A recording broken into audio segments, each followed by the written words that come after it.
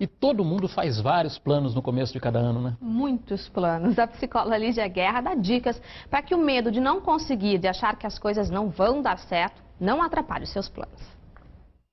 Um novo ano traz sempre a chance de realizar projetos, mas muitas vezes acabamos estragando essas possibilidades por causa dos nossos medos. Como enfrentar essas barreiras? Lígia, bom dia. Bom dia, Mariana. Como é que a gente diferencia essa timidez, esse medo natural de algo que pode vir a ser sabotador na nossa vida, enfim, estragar essas chances que a gente, esses sonhos que a gente tem em realizar nossos projetos?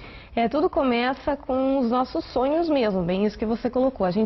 Quando a gente idealiza a situação, tudo parece muito mais simples. Por isso que a virada do ano, para a maioria das pessoas, é um momento mágico, porque você prospecta coisas para o teu futuro. Mas a verdade é que agora nós estamos em 2012, o nosso dia a dia está aí e a gente está voltando então à nossa rotina. E é nessa hora que a gente realmente mostra quem a gente é. Então, uma forma da gente perceber é a gente realmente perceber a mudança de atitude, a gente conseguir sair da nossa inércia. E, principalmente, passar por esse processo de autoconhecimento a ponto da gente perceber se o que está nos bloqueando são as questões externas ou as questões internas nossas de cada dia.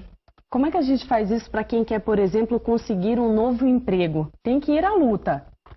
Mais do que a luta até, eu diria, Mariana, é você pedir ajuda, você buscar se aconselhar com pessoas que possam dividir a sua experiência com o teu dia a dia. Por exemplo, você tem um bloqueio para falar em público.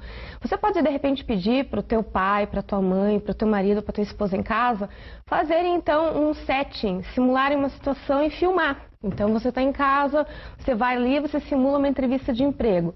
Aí depois você assiste, você se avalia e aí você vai percebendo, então, o que você pode mudar dentro da tua postura física, dentro da tua postura verbal e até na tua forma de se expressar. Quer dizer, com essas técnicas dá sim para driblar esses medos, essa timidez que naturalmente a gente sente. Com certeza, todos nós ficamos nervosos em alguma situação assim de desafio, né? Algumas pessoas um pouco mais, outras um pouco menos. Mas o importante é que a gente se teste um pouquinho antes delas. O que acontece é que as pessoas muitas vezes vão para uma entrevista de emprego e nunca se submeteram, nunca tiveram tido essa experiência anteriormente. Então você usar um amigo, pedir ajuda para um parente e você se perceber é algo que pode ajudar muito sim, sem dúvida alguma.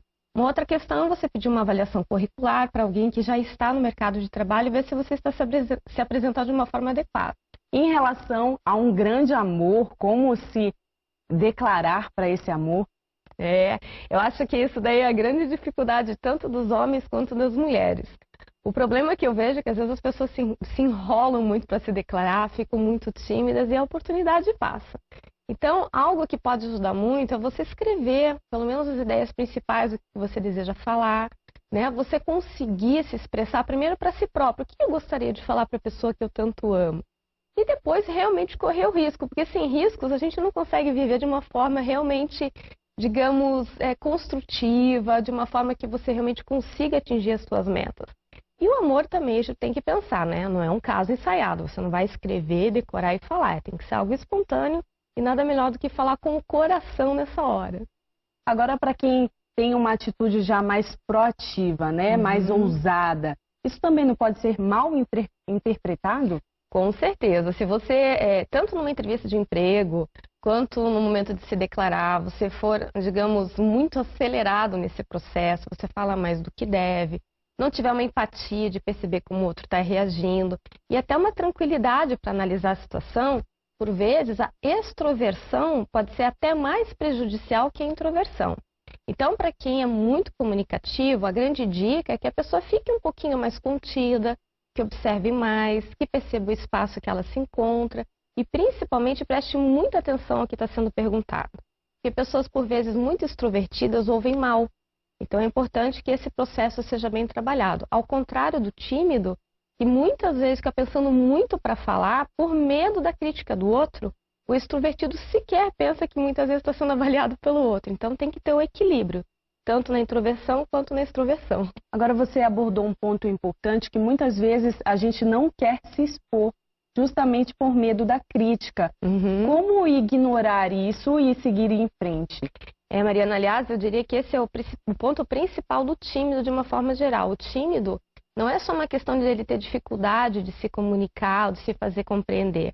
O tímido, muitas vezes, também ouve mal, tanto quanto extrovertido, porque ele está tão preocupado com o que o outro vai achar dele, que ele bloqueia até no processo auditivo dele. Então, ele tem que fazer o quê?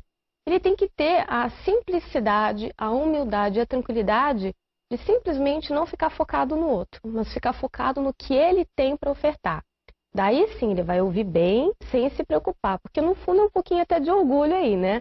Poxa, eu estou tão preocupado com o que o outro vai achar de mim que eu quero ser 100% assertivo. Esse é o ano, então, para realizar projetos e tem que assumir risco. Tem que assumir risco, tem que se assumir e tem que, acima de tudo, acreditar nos próprios potenciais, porque sem isso a gente não se declara, a gente não tem conquistas e a gente não chega onde a gente tanto quer.